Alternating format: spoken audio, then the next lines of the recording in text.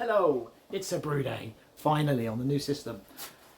So welcome. I am today going to be brewing on my brand new kit in my brand new brewing space, with my brand new controller system. For those of you who saw my last video would see that while setting up the whole brew space, I was having some real issues with electrics, and the solution for that was, because I'm using 2.75 kilowatt elements. The ampage fluctuates and it quite often goes over 13 amps. So just using a normal plug socket, it'll go over the 13 amps and it will either heat up, short circuit it. It will either blow the fuse or blow the electrics, whatever. It was not feasible. So I've ended up investing in. So my solution was the kettles need to be plugged into the electrics directly, rather bypassing the whole plug socket thing. So my solution was to go and buy a control panel. So we have here a new control panel. So this is an Brew 3V3P HC control panel that I got from Malt Miller. Absolutely brilliant investment, well worth getting.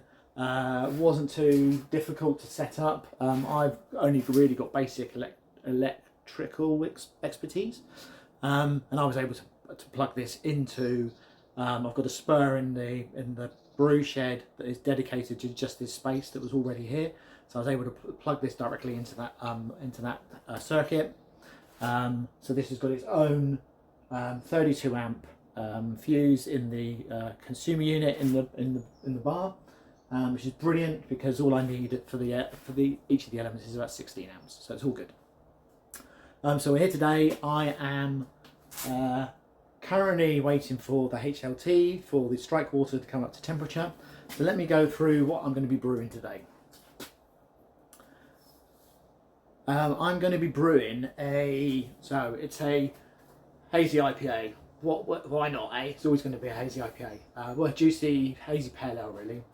It's called Belcher. It's a beer that I've brewed a few times now. I've been focusing on trying to get my brews honed in so that they are repeatable each time. So this is the third time I think I've brewed it. It's based on a Trillium beer called Belcher Street, which I've had before at, I think it was Beavertown Extravaganza back in 2018, something like that. 2016, 17, I can't remember where it was. At the Printworks in London. Amazing beer. I decided to try and recreate it. Managed to find a clone recipe. I have put that into Brewfather, and I've got my own recipe that I now repeat. I've called it Belcher because I like the name, and it kind of fits around the whole Belcher Street thing as well. So let me read out what we've got in the actual grain bill. So we've got, just reading it off my laptop here. So we've got 3.7 kilograms of Golden Promise. We've got 990 grams, so just below a kilogram of wheat malt. We've got 250 grams of dextrin malt, and we've got 250 grams of oats. That's it for the grain bill. We've got 5.2 grams of Columbus going in at the 60-minute mark, so that gives us an IBUs of about 22. Then in the hop stand, we've got a 30-minute hop stand, which is going to have 62 grams of Mosaic. That's it. And then we're going to dry hop it. So this is a double dry hopped beer. We're going to dry hop it after 7 days with 150 grams of Mosaic and then 62 grams of the Columbus. And then we've got 4 days left in fermentation. We're going to do 100 grams of Mosaic. So 310 grams of Mosaic going into this beer. So nice. Mosaic's got a beautiful flavour, so it's going to have a nice punchy Mosaic flavour. What I'll do is just whack this recipe as a link in the description of the YouTube video below, so anybody can actually go to this and repeat it themselves. It's going to be brewed with the Lallemand Verdant IPA yeast, so it gives it some really nice, peachy, fruity esters that will be really, really nice for this beer. Every time I've brewed this, I absolutely loved it. So I've kind of honed this one back a little bit and made it about 5.6%. I think the times I've brewed it before it was about 6.5, and it's just a little bit too strong for, Friday evening when you're just having a couple of beers. So 5.6% we're aiming for with this one. So we're looking for a starting gravity of, where have we got this? Where's the starting gravity on there? 1049. So that's what we're aiming for. So let's see if this brew day goes to plan and we end up hitting the numbers. So let's get going. And I don't normally do here, this is new, I've seen it done on some other videos. So I am preheating my mash tun. So all I'm doing is I'm basically filling it up with already heated water. So this is water that's coming out of the HLT into the mash tun. You can see that, oops, if we can get that around here, see that it's heating up the mash tun, so it's at 59 degrees. And then basically spraying that back into the boil kettle, which I've got the controller set at 70 degrees, so that's just going to keep on heating up the water until it gets to 70 degrees. And the idea then is that I don't need to have the strike water up so high, and it'll be able to maintain temperature a lot better. So let's see how this goes. So here we are with the grain bill. As you can see, nicely in the mash tun. Mash tun is still at like 40 degrees, so it's lost a bit of temperature through adding the grain. I've got the strike water at 70 degrees, which is 5 degrees less than I normally do, so hopefully this will hold the temperature. One thing I do want to mention on this particular brew, I've not set up my Herms coil, which is still sat down there. I've not set up my Herms coil on the HLT, so I'm not going to be doing any recirculation during this brew, which I haven't done for a long time. But it'll be a good test of this mash tun actually. This is a nice new mash tun. It'll be a good test to see how much this holds the temperature and see if it can stick at about 65.6 degrees during the actual mash. Cool, so I'm going to do the underletting now and get the water into the mash tun and start giving this a big old stir, ready to start mashing. Everything's wired up, ready to go. I've got all of the silicone tubing ready, pumps ready. I'm going to open up so this has got a really nice valve on the mash tun, so you can really control the flow. So I'm going to open up the valve to full. I'm going to turn on the pump. Okay, and we should still see the pump's working nicely, and I can hear water going into the mash tun. The pump does like this controller, when it first starts the pump up, does a couple of like ventings, so it like flushes water through, stops, flushes water through, stops. Now it's on full flow, so as it starts to fill up, I'm going to get stirring. Cool, so I've got we're mashed in. I'm bringing the boil kettle back up to temperature, so like ready for the sparge. Currently that's at 62 degrees. I'm not aiming for 80, I need to turn that down to about 75. So the SS Brewtech mash tun, we've been mashing in now for 25 minutes. 20 minutes. And actually, let's have a look and see what it says on the timer. So, sorry, 10 minutes. Okay, so we've got 50 minutes left. The mash temperature, so I started off at 66 after I filled up with hot water strike water. We're now at 64.8, so we can see it's losing temperature, which is really disappointing. I would have expected something like this to hold the temperature really well. See what it kind of sticks at. Hopefully it won't drop too much. It's going back up to 64. Yeah, it's kind of teetering around 64.9, 65. Really need to get the Herms coil set up so that I can actually maintain the temperature really well, and also do step mashes if I want to as well, to bring temperatures up and down. But as you can see at the moment, it's kind of hovering around 65. We'll see what it's like in about 40 minutes, and I'll also do a little gravity test to see what gravity we're at, so that I can decide when I want to stop doing the mash. I've been doing a lot of my mashes these days. I've been doing them at about an hour and a half. What I've normally been doing is stopping the mash when the gravity stops increasing. So I keep on taking gravity readings like every 10 minutes, and once it gets to a point where it's static, I know that it's finished. So I then stop the mash. But yeah, take a reading in about 45 minutes, 45 minutes, and then we'll take it from there.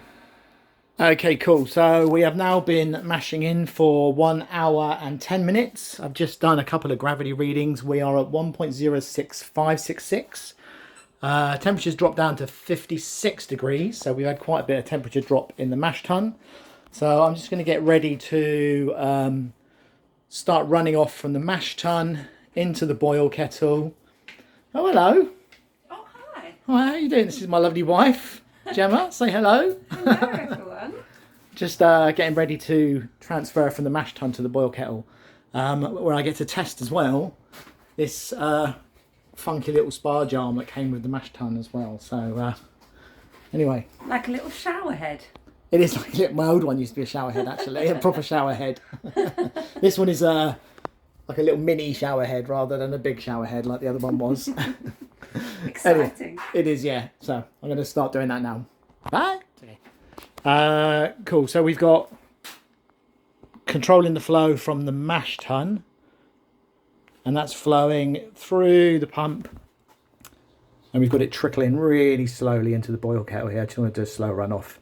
I've never done a runoff through the bottom of the boil kettle before. That'll be interesting to see what it's like when we've got 30 litres of wort in here.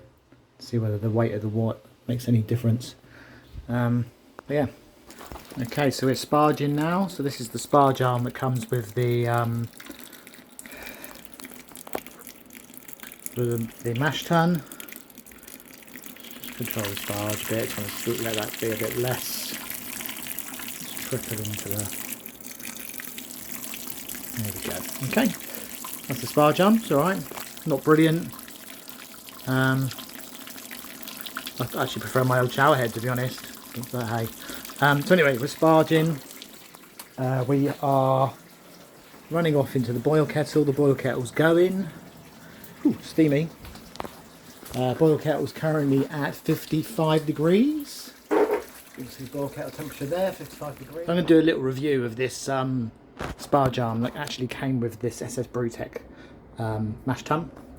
So all of the tubing that I've got, I can't remember the actual sizes of them. I think this Malt Miller one has it. So we got 12mm by 21mm. So 12mm inner diameter, 21mm outer diameter. Maybe that's a little bit too thick. I think it's meant to be 11, 19. Either way, this sparge arm, so if I take away this tea towel that I've got here that's propping it, which keeps it a bit more stable, it fits onto the mash tun with this really crap rubber fitting that just slots onto one of the handles, and then it's just considering that everything else on this mash tun is tri-clamp, the sparge arm is just a barbed hose fitting, and it's a really shit size as well. It's a really small one, so I've put the hose onto it and basically got I can't remember what they're called, the little grips, the little tie, the cable hose tie. Tightened it as tight as I can. It still leaks. There's still bits of leaking that came out. Nothing major though. But I've got to say, overall, the spray that I got from the from this sparge arm was very disappointing. I'm not actually happy with that, so I'm going to have to make some modifications. I'm either going to have to. I'd quite like to enable it so I can actually have a fitting that comes off of here, which enables me to still use the old shower head one that I had before, because actually that worked really well.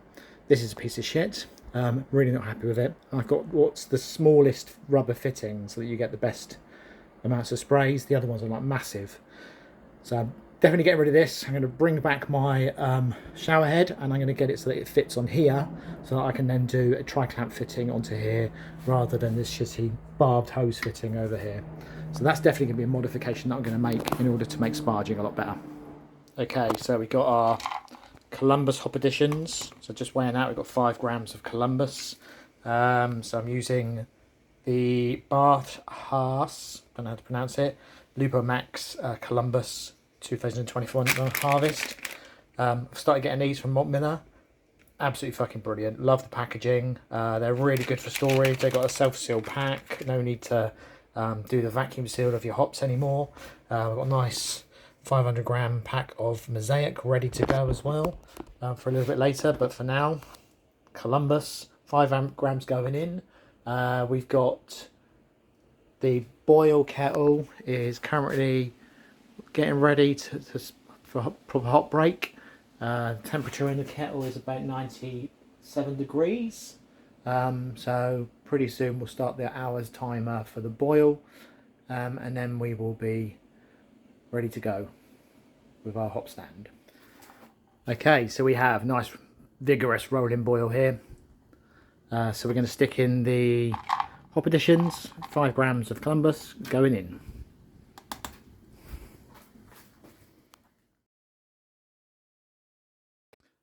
Okay, so the boil kettle is down at 77.8 degrees, 77.7. So I've cooled the finished wort down using the counterflow chiller. Got it down to below 80. I'm now going to dump in. So I've got, it's meant to be 52 grams of mosaic here. 62, sorry, I've actually got 70 because I went a shot over, but hey, who cares. I'm just going to sit that in the boil kettle. I'm going to whack the lid on, leave that for 30 minutes, and then I'm going to continue the chill and get it down to fermentation temperature. Ready to go into this bad boy, which has been sanitized. I've taken it apart, I've sanitized all of the pieces. I've put it all back together, everything's nice and tight, ready for, I've currently got a load of star sand just sitting inside it. So once we're ready, I'll empty that out, fill that up with wort, whack the yeast in, and we're good to go.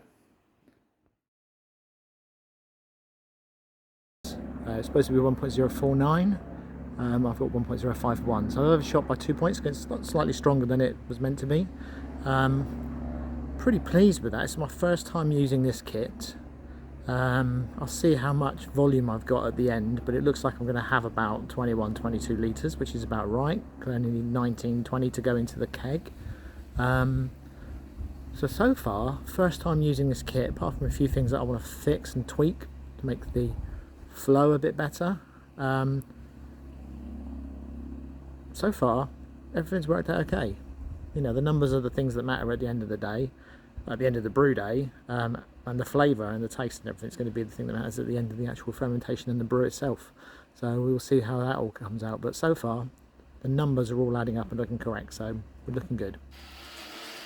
Okay, so the counterflow chiller, this might be a bit noisy in the background, but it's because of the chiller. The counterflow chiller is now almost finished. It took a while, it took 20 minutes for it to get down to pitching temperature. The temperature of the wort coming out of the brew kettle now through the boil kettle through the chiller is at 23 degrees, so we're good to start putting that into the fermenter. So here we go. Pumps on. This is a nicely sterilised fermenter. Let's see how much we can get there. So we've got, I'm hoping to get about 20 litres, maybe 21, we'll see. Anyway, next bit will be pitching in and then putting this bad boy to bed. Okay, we are in the fermenter.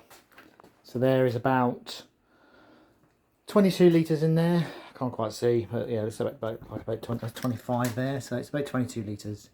Perfect, beautiful amount. Really good on the numbers. So I'm now going to pitch in. This is the Lallemand Verdant Ale yeast. It's only been used once. I saved it last time I did a brew with this, which would have been about 4 months ago now. So I'm just going to pour that into there. That's that pitched. And then I'm going to put this in the fermenter. In the fermentation fridge. Just started putting the lid on and I totally forgot one thing. The rack tea. So let's, just so we can keep track of gravity whilst this thing's fermenting. See ya. Okay. Final thoughts. So that's the brew day over. That was tiring. That was hard work. Obviously that was the first time using that brewing kit. So trying to get used to how all of those little bits of brewing kits work, especially the mash tun, and also the controller and the counterflow chiller and boil kettle and the spar jar. There's lots of bits that were all brand new basically. So it was bound to be a real learning for me to understand how to use all these bits of kit. It was cool. The good thing is that the numbers were on. We got the quantity that we wanted. The beer is now in the fermenter and it's fermenting. It's sat in the fermentation fridge. Looks like it's going okay so far. So far, so good. I've cleaned up the brewery. I'm just heating up the hot liquor tank so that I can actually run some hot water with some VWP in it through the pumps and also through the counterflow chiller so we can sterilise them. And then we're ready. We can tidy it up and go to bed. Well, not go to bed, go and eat the dinner. Having a little celebratory beer to celebrate my first brew day in the new brew shed, and also my first brew day video for a very, very long time. So, yeah, hope you enjoyed watching that today. It was a lot of work for me. I've got my Gemma here to help celebrate for that brew day. Cheers. Well done. This is Northern Monk Faith. Absolutely fantastic beer. Really like it. Anyway, hope you enjoyed that, guys. Take care. See you next time.